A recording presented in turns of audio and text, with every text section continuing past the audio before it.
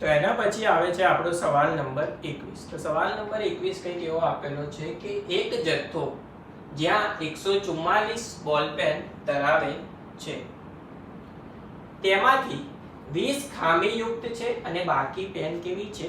સારી છે. જો પેન સારી હશે તો નૂરી પેન ખરીદશે. સ્વાભાવિક વસ્તુ છે, આપણે પેન ખરીદવા જઈએ તો જે સારી હોય જ લઈએ. તો અહીંયા નૂરી આપેલી છે, એ પેન સારી હશે તો ખરીદશે, પરંતુ જો ખામીયુક્ત હશે તો ખરીદશે નહીં. દુકાનદાર યાદચ્છિક રીતે એક પેન કાઢીને આપે છે અને તેને આપે છે તે આપેલી પેન, પહેલો સવાલ આપેલો છે કે તે પેન ખરીદશે તેની સંભાવના, અને બીજો સવાલ આપેલો છે તે પેન નહીં ખરીદે તેની સંભાવના અહીંયા શોધવાની કીધેલી છે. બહુ જ સિમ્પલ સવાલ આપેલો છે. સૌથી પહેલા તો આપણે સંભાવનાનું સૂત્ર લખી દઈએ. સંભાવના ઈ, કોઈ પણ ઘટના ઈ માટેની સંભાવના બરાબર ઘટનાના પરિણામોની સંખ્યા ભાગ્યા કુલ પરિણામોની સંખ્યા. તો સૌથી પહેલા તો શું કરવાનું? કુલ પરિણામોની સંખ્યા કેટલી થાય તે શોધી લેવાની. તો અહીંયા કુલ પરિણામોની સંખ્યા એટલે કે કુલ આપણને બોલપેન કેટલી આપેલી છે? 144. તો અહીંયા કુલ પરિણામોની સંખ્યા આપણા માટે કેટલી થઈ જાય? 144. પણ આ 144 માં 20 પેન કેવી છે? ખામીવાળી છે. એનો મતલબ એવો થયો કે 20 ને જો આપણે 144 માંથી માઈનસ કરી નાખીએ તો વધશે કેટલી? 124. કેટલી પેનો વધશે? 124 પેનો કેવી હશે? જે સારી પેનો હશે. આ વસ્તુ આપણને આગળ કામ લાગશે એટલે આપણે અહીંયા લખીએ. બાકી આપણા માટે તો કામનું શું હતું? કુલ પરિણામોની સંખ્યા 144.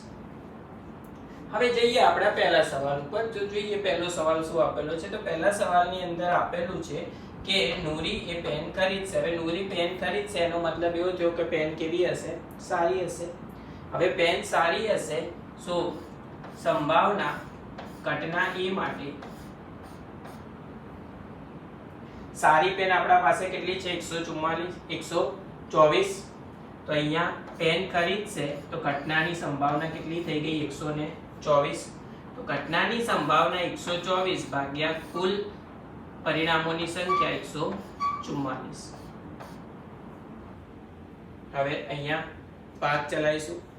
સૌથી પહેલા 2 વડે ભાગીશું તો 62, ફરીથી 2 વડે ભાગીશું તો આના 72, આને 2 વડે ભાગીશું તો 31, આને 2 વડે ભાગીશું તો 36. તો જવાબ થઈ જશે આપણો 31 ભાગ્યા 36. જવાબ શું થઈ જશે આપણો? 31 ભાગ્યા 36. એના પછી જઈએ ઘટના બી ઉપર. ઘટના બી લઈ લઈએ કે પેન ખરીદશે નહીં. પેન ખરીદશે નહીં એનો મતલબ શું થયો કે પેન કેવી હશે? ખામીવાળી. તો ખામીવાળી કેટલી પેન આપેલી છે આપણને? 20. તો ઘટનાના પરિણામોની સંખ્યા થઈ જશે 20. સંભાવના બી બરાબર ઘટનાના પરિણામોની સંખ્યા એટલે કે 20 ભાગ્યા કુલ પેન કેટલી આપેલી છે? 144.